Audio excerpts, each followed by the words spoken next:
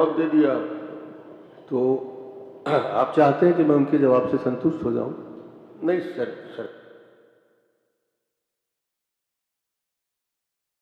सरकार के जवाब आ गया है और आपके प्रश्न मैं तो सरकार के जवाब से संतुष्ट नहीं हूं और मैं आपसे चाहता हूं सर कि आप हस्तक्षेप करें। आप हमारे सबके मालिक हैं यहाँ पर। ये आपकी जवाबदारी है कि यहाँ भ्रष्टाचार की बात हो रही है, जांच की बात हो रही है, एक दूसरे से तनातनी हो रही है, तो उसका निर्णय तो आप करेंगे ना। समांतर रिकेश बाबू को पता नहीं इसमें क्या तकलीफ है। तकलीफ इस बात का आदरणीय नेता विपक्ष, मैं तो मंत्री से बात कर नेताजी से बात होती है इसमें तो मैं समानता मैं सिर्फ सर आप प्रक्रिया को मुझसे ज्यादा जानते हैं। इस आसंदी पे आप लगातार 5 साल बैठे हैं। समांतर विधायकों की समिति का गठन शासन की सहमति से ही होता है। आसंदी सीधे निर्णय नहीं लेती। ये आप और उसका जवाब भी माननीय मंत्री जी ने कह दिया, हम ये जांच के लिए तैयार हैं। उस जांच की रिपोर्ट आने के बाद हम आगे बढ़ सकते हैं। आपको रिपोर्ट आ जाएगा और उसके बाद आप चाहेंगे तो फिर और दूसरी जांच के लिए आगे बढ़ जाएंगे। देखिए सर, मैं बड़ा निवेदन कर रहा हूँ आपसे, आपकी कृपा से मैं भी वहाँ 5 साल बैठ चुका हूँ, मगर तो आप 15 साल तक मुख्यमंत्री रहे। आपने अपने 15 सालों में कितने भ्रष्टाचारियों को कहाँ कहाँ डाला होगा, कहाँ भेजा होगा जेल में, मैं उस बात को यहाँ नहीं कहना चाहता, मगर सिर्फ ये चाहता हूँ कि यही निर्णय हो जाए। ये हमारा मंदिर है, आप राज्यपाल से भाषण दिलवा रहे हो कि ये तो लोकतंत्र का मंदिर है। उसी लोकतंत्र के मंदिर में मैं घंटी बजा रहा हूँ, आरती कर रहा हूँ, अगरबत्ती जला रहा हूँ। मुझे आप निर्णय दे दीजिए कि विधायकों का दल, विधायकों की समिति इसको जांच करेगी। ये मैं चाहता हूँ। यदि आप भी मुझे निराश करेंगे तो मैं मजबूरी में हाई कोर्ट जाऊँगा और मैं इस प्रश्न के उत्तर से, विपक्ष के व्यवहार से, मुख्यमंत्री जी के व्यवहार से संतुष्ट नहीं हूं, इसलिए मुझे हाई कोर्ट तक जाना पड़ेगा। जा सकते हैं? नहीं, आपको कौन रोक सकता है? तो हम लोग चलिए बाहर चलिए। संतोषजनक उत्तर नहीं मिलने के कारण हम लोग विपक्ष से बहिर्गमन करें। प्रश्न क्रमांक 1 श्री उमेश पटेल।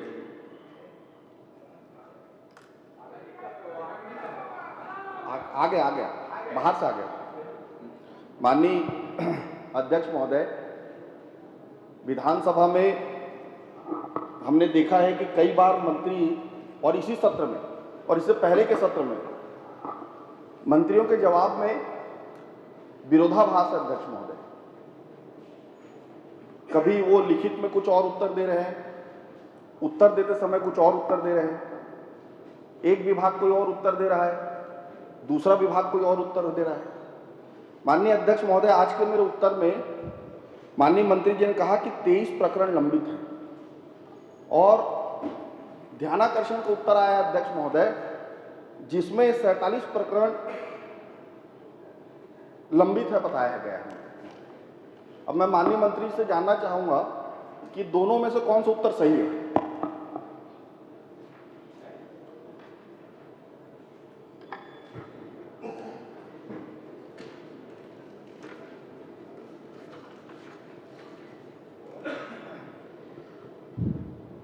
माननीय अध्यक्ष महोदय, माननीय सदस्य के द्वारा जिला रायगढ़ के केलो परियोजना में भू अर्जित के संबंध में जानकारी चाहिए गई है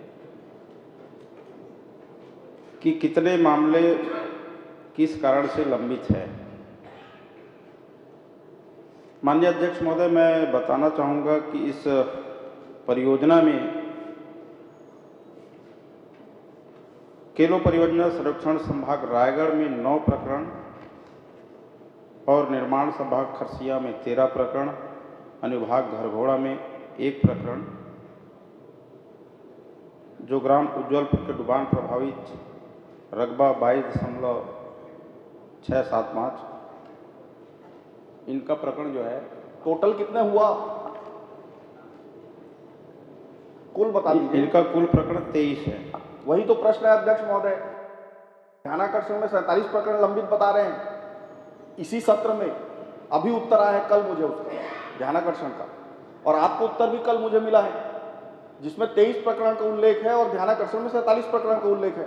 तो आप मुझे बताने की कृपा करें कि दोनों में से कौन सा उत्तर सही है, क्योंकि ये लगातार हो रहा है मंत्रियों के यहाँ, इससे कई अलग अलग उत्तर आ रहे हैं। तो आप पहले ये बता दीजिए कि दोनों में कौन सा उत्तर सही है।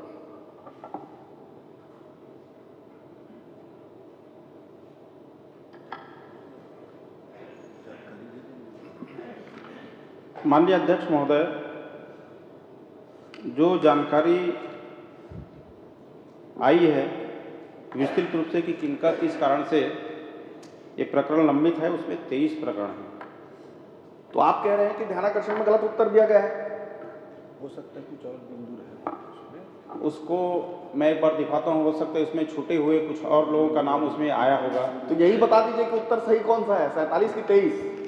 अभी उत्तर तो क्योंकि सही दोनों का समय देखिए, ये मुझे 9/3 को मिला है ध्यानाकर्षण का उत्तर। चर्चा तो उमेश जी जो प्रश्न लगा है उसी के आधार पर होगी, तो उसी के आधार पर हो रहा है। ध्यानाकर्षण कालातीत है। नहीं, इसी पे आधार हो रहा है। आप प्रश्न नहीं देख पाए अजय जी, पहले देख लीजिए।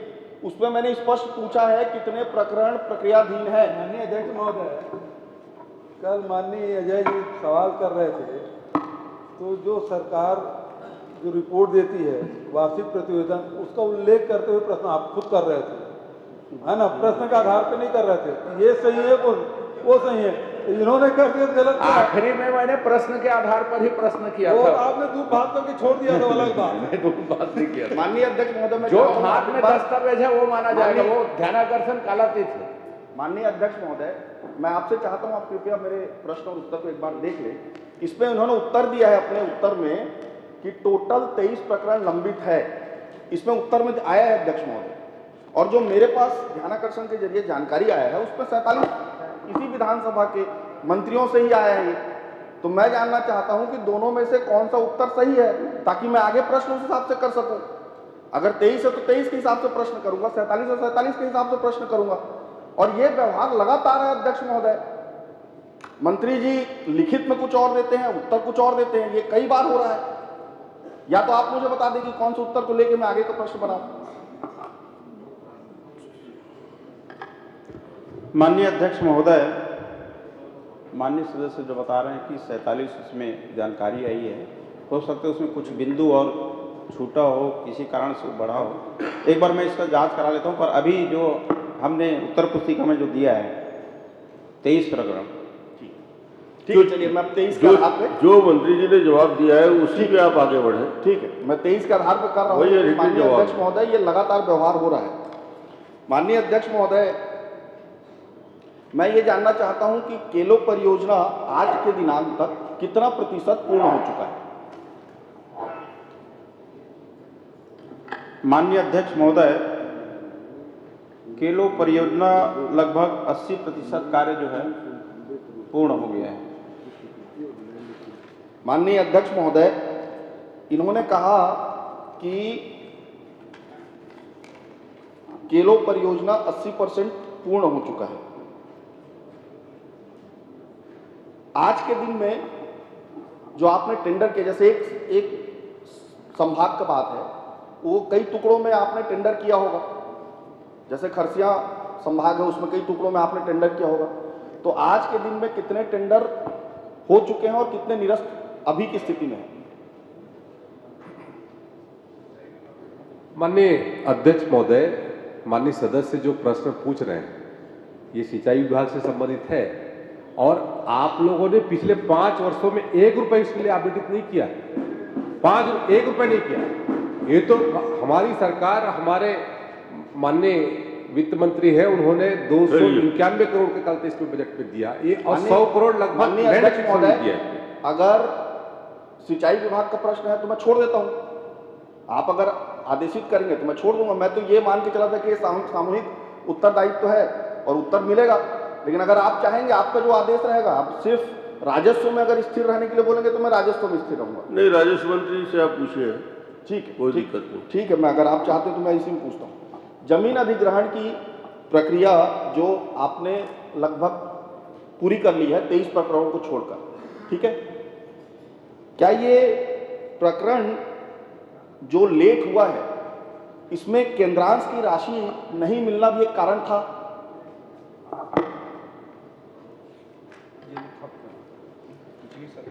माननीय अध्यक्ष महोदय, ये केलो परियोजना जो है बहुत पुरानी परियोजना है, 2008-9 की परियोजना है और इसमें ये बहुत बड़ा प्रोजेक्ट है माननीय अध्यक्ष महोदय। करीब 22,000 हेक्टेयर भूमि पे सिंचाई होना है और इसमें कुछ इंडस्ट्रीज है उनको भी पानी देना है और इस परियोजना में जो 23 प्रकरण लंबित हैं, उन लंबित होने के अलग अलग कारण हैं। ये भू अर्जन की जो उनकी राशि थी उनसे संतुष्ट नहीं हुए, ये लोग हाई कोर्ट गए थे। हाई कोर्ट के बाद नहीं, मैं सिंपल सा प्रश्न है, केंद्रांश की राशि है या नहीं है? नहीं है तो नहीं है बोल दीजिए, फिर उस हिसाब से मैं दस्तावेज प्रस्तुत करूंगा।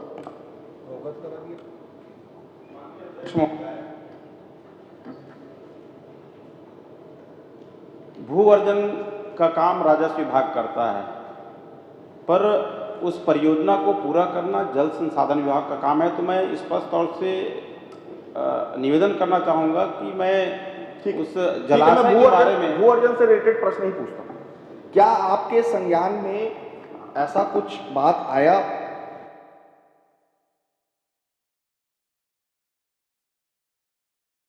कि जो केलो परियोजना के लिए भू अधिग्रहित जमीन थी उसको किसी इंडस्ट्री के नाम पे ट्रांसफर कर दिया गया? क्या आपके पास ऐसे कोई शिकायत या आपके संज्ञान में आया?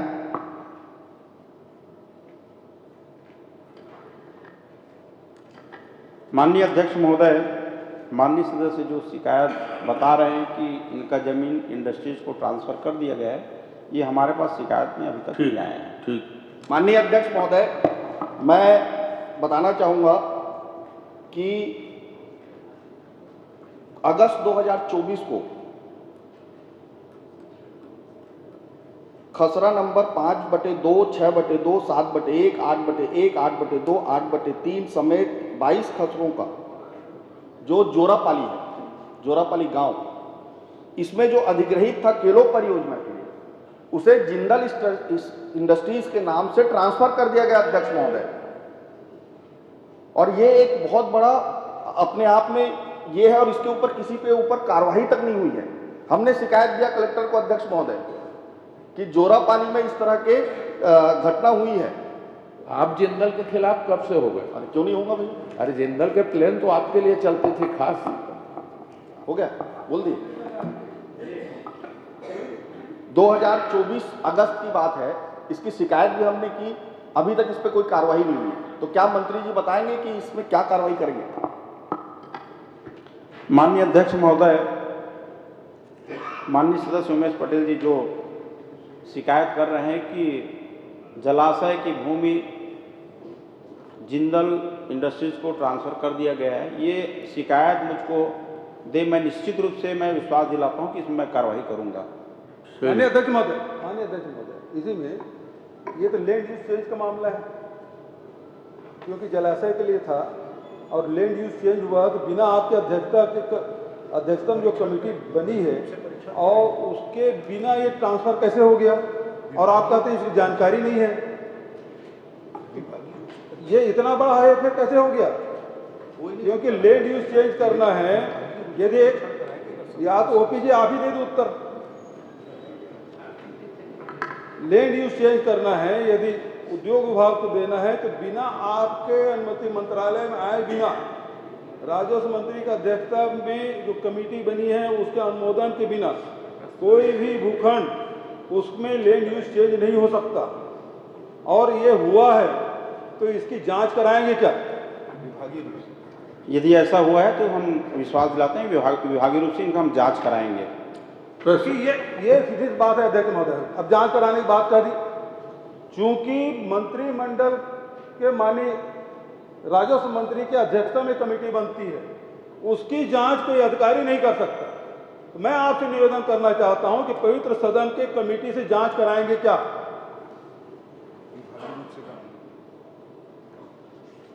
माननीय अध्यक्ष महोदय, ये शिकायत जो बता रहे हैं माननीय उमेश पटेल जी,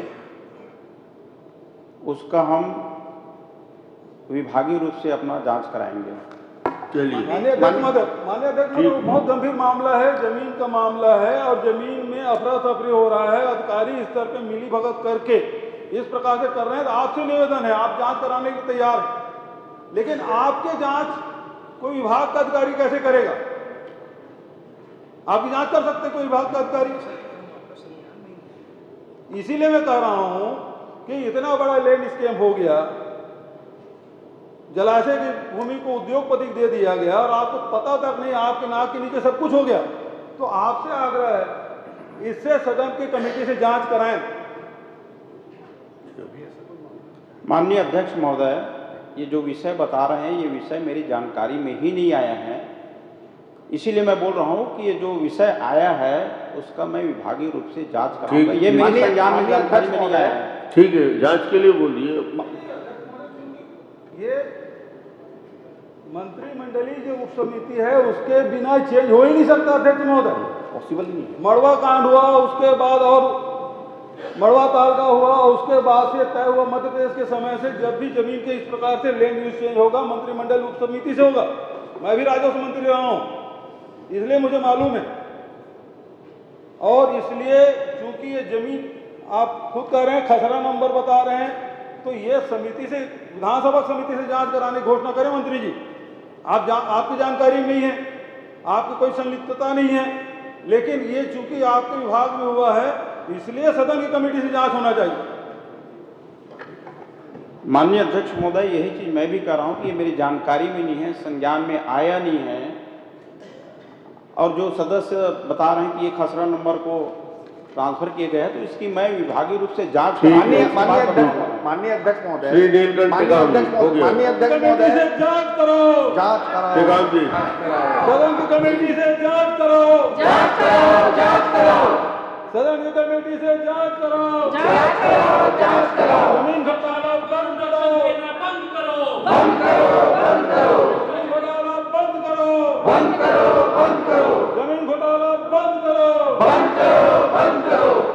सदन की समिति। माननीय अध्यक्ष महोदय, जांच करो। मेरा प्रश्न माननीय सहकारिता मंत्री से संबंधित है हम नहीं है और भाई कमल करो। और इस प्रश्न के बारे में पूरी जानकारी बहुत संतोषजनक तरीके से प्राप्त हो चुकी है। मेरा मात्र 2 प्रश्न इसमें छोटे छोटे से हैं। पहला तो ये कि ये जो योजना है 2018-19 में उन बच्चों के लिए तैयार किया गया था जो प्राइमरी स्कूल में पढ़ते हैं, और कोंडागांव जिले के 100 प्राइमरी स्कूल, 100 प्राइमरी स्कूल जो बॉर्डर इलाके के हैं, वहां पर स्काउट गाइड प्रारंभ करने के लिए उन बच्चों को यूनिफॉर्म देने का एक योजना तैयार किया गया था। इसके लिए 20 लाख रुपया डीएमएफ फंड से एक महिला समिति को दी गई थी कि वो वर्दी जो है वो सप्लाई कर दें। लेकिन अलग अलग कारणों से, अलग अलग लाल फीताशाही से और कई तरीके से इस पैसे का बंदर बांट कर लिया गया। जवाब में बताया गया है कि इसकी वसूली के लिए थाना प्रभारी को भी अब चिट्ठी लिख दी गई है। मेरा ये निवेदन है कि हम ई गवर्नेंस की बात कर रहे हैं आज की तारीख में, अगर इस तरह के मामले जिलों में ही संज्ञान में लेकर के निराकरण कर दिया जाए तो हमारी जो माननीय विष्णुदेव सरकार की जो सुशासन है उसका परिणाम आने वालों दिनों में दिख सकता है। दूसरा, मैं ये चाहता हूं कि इस योजना के साथ हम उस इलाके के जो नक्सल प्रभावित क्षेत्र है वहां के बच्चों को एक अनुशासन के साथ, माननीय मंत्री जी स्वयं स्काउट गाइड से जुड़े हुए बहुत देश और विदेश तक के यात्रा करके स्काउट गाइड के बारे में जानते हैं। हमारे यहाँ पर राकेश यादव जी बैठे हुए हैं, ये भी स्काउट गाइड के माध्यम से उसके अनुशासन को जानते हैं। तो एक बहुत अच्छी योजना थी। तो मैं निवेदन ये करना चाहूँगा कि इस राशि का उपयोग आने वाले दिनों में जो प्राइमरी स्कूल के बच्चे हैं उनके स्काउट गाइड को उन 100 स्कूलों में प्रारंभ करने के लिए किया चलिए गया। मंत्री जवाब दें। माननीय अध्यक्ष महोदय, माननीय सदस्य ने जो जानकारी चाहिए है, और ये जब उन बच्चों को जो यूनिफॉर्म देने के लिए जो प्रावधान किया गया था, उस समय में इनकी सरकार रही और तत्कालीन समय में आप वहाँ के जिलाधीश भी हुआ करते थे और आपके ही पहल से हुआ था, लेकिन किन्हीं कारणों से पूरा नहीं हो पाया। लेकिन आज के स्थिति तक वहाँ पर लगभग जो सप्लाई है वो लगभग 4000 के विरुद्ध में लगभग 35-3600 लगभग वहाँ पर गणवेश उनको वितरण किया गया है, लगभग 17,55,000 का। 2,45,000 के जो यूनिफॉर्म है वो सप्लाई नहीं हो पाया, तो उसके लिए आगे की कार्रवाई कर रहे हैं अध्यक्ष महोदय, ताकि 100% उनको कहते हैं यूनिफॉर्म गणवेश उनको दिया जाए। श्री राजेश मूड़त जी, प्रश्न क्रमांक 3। प्रश्न क्रमांक 4 दलेश्वर साहू जी।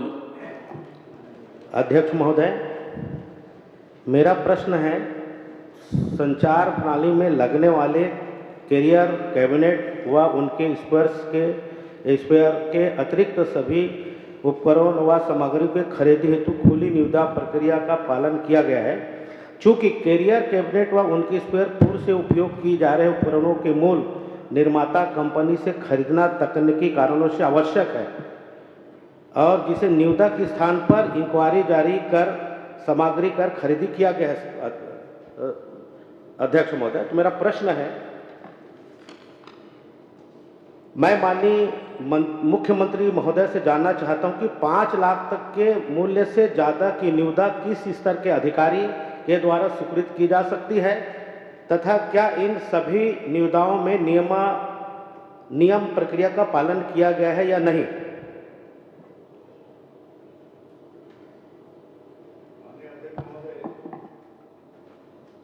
माननीय सदस्य ने जो प्रश्न किया था उसका विस्तार से जवाब दिए हैं।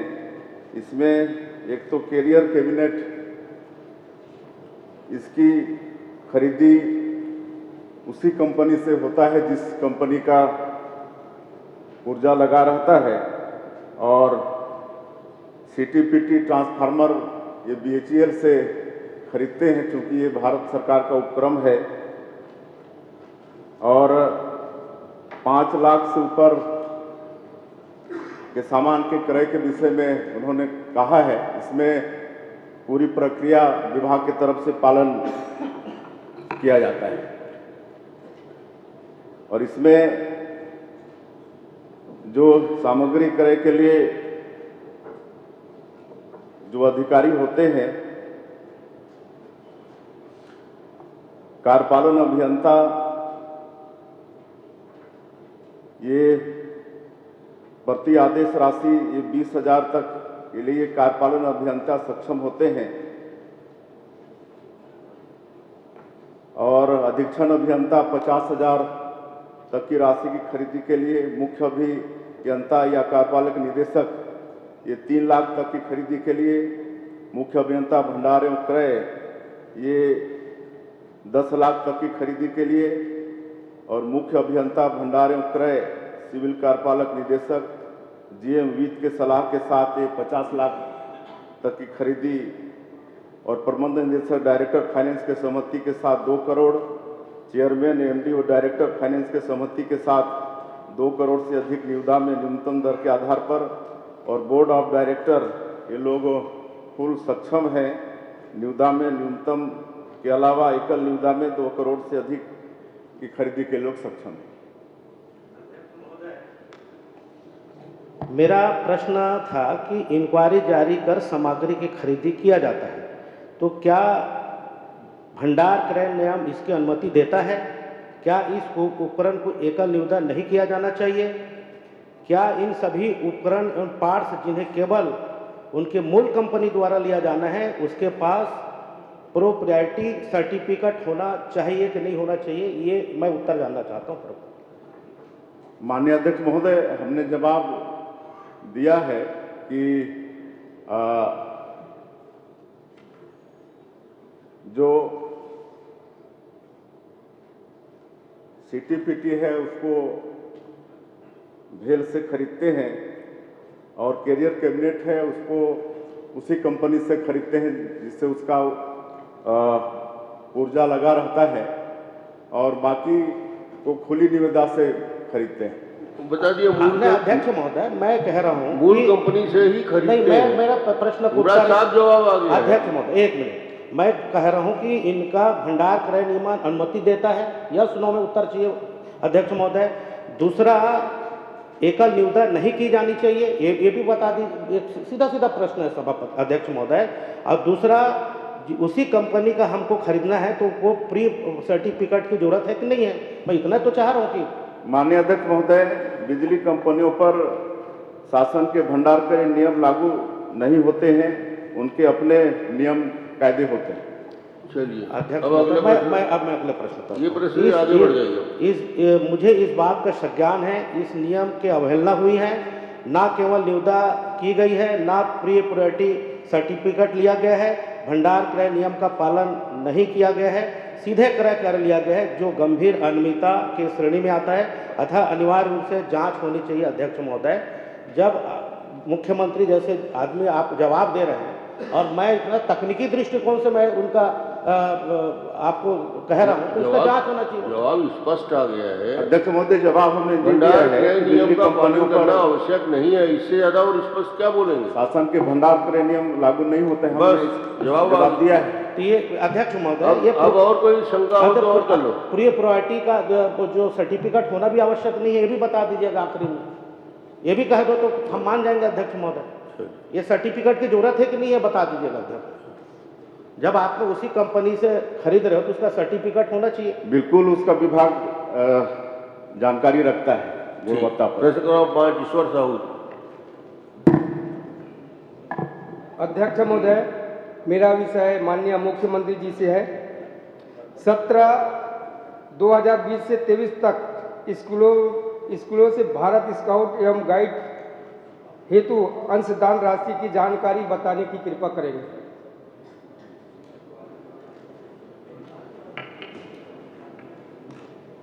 एक बार और बताएंगे। प्रश्न एक बार और करेंगे इस पर।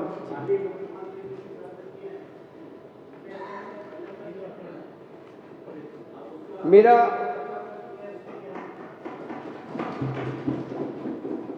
क्या मुख्यमंत्री महोदय जी यह बताने की कृपा करेंगे कि 17/2020 से 23 तक स्कूलों से भारत स्काउट एवं गाइड्स की हेतु अंशदान राशि की जानकारी बताने की कृपा करेंगे।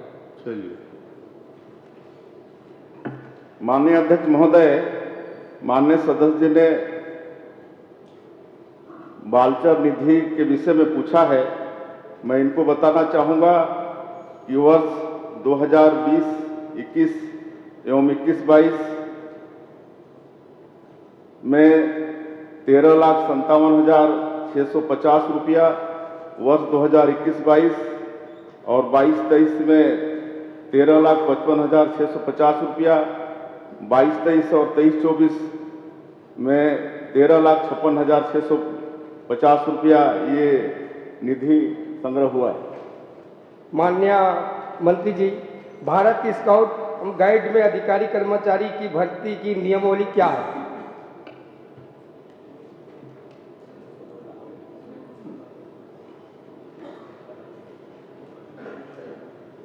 माननीय अध्यक्ष महोदय, भारत स्काउट में 40 पद हैं अपने प्रदेश में और जो सभी संविदा नियुक्ति से भरे गए हैं और काम चल रहा है। माननीय मंत्री जी, भारत स्काउट एवं गाइड्स का कार्यालय छत्तीसगढ़ में कितने और कहां-कहां है बताने की कृपा करेंगे।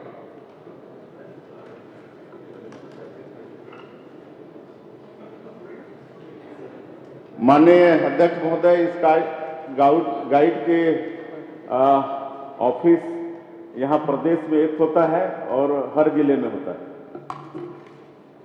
श्री जनक ध्रुव क्रमांक 6। माननीय अध्यक्ष महोदय, गरियाबंद जिला के अंतर्गत ग्राम पंचायत तंवर बहरा का मामला है। राजस्व ग्राम घोषित करने संबंधी माननीय मंत्री जी का जवाब आ चुका है, लेकिन उस जवाब से संतुष्ट नहीं हूँ, चूँकि अविभाजित गरियाबंद के अंतर्गत जो नहरगांव पंचायत है, उस नहरगांव के पंचायत में आज भी तंवर बहरा का नाम से नक्शा खसरा निकाला जा रहा है, जबकि पिछले 15 सालों से तंवर बहरा जो मोहल्ला था वो अलग ग्राम पंचायत हो चुका है और आज भी नहरगांव पंचायत पर निर्भर है। 2008 में राजपथ में घोषित होने के बाद भी तंवर बहरा का जो भूया पोर्टल में वहाँ के किसानों को नक्शा आज भी उपलब्ध नहीं हो पा रहा है। माननीय मंत्री जी से आपके माध्यम से जानना चाहूँगा कि कब तक इस प्रकार की कार्यवाही री नंबरिंग का काम कर लिया जाएगा। राजस्व वाले रिकॉर्ड कब तक दुरुस्त कर लिए जाएंगे, आपका प्रश्न यही है मंत्री जी। माननीय अध्यक्ष महोदय, गरियाबंद जिला के नहर गांव का एक पारा मोहल्ला तावर बहरा ये अलग राजस्व ग्राम बना है और माननीय सदस्य का ये कहना है कि अभी भी भूया पोर्टल में पुराने ग्राम के ही नाम से आ रहा है। माननीय अध्यक्ष महोदय, इसमें काम चल रहा है, यहाँ का काम लगभग पूर्णता की ओर है। नक्शा ट्रेसिंग का काम हो गया है, री नंबरिंग की भी सूची तैयार कर ली गई है, सर्वे का कार्य जो है अंतिम चरण में है और माननीय सदस्य को मैं विश्वास दिलाना चाहता हूँ कि ये राजस्व के सारे रिकॉर्ड उस तावर बहरा गांव के नाम से 6 महीने के अंदर पूर्ण हो जाएगा। चलिए।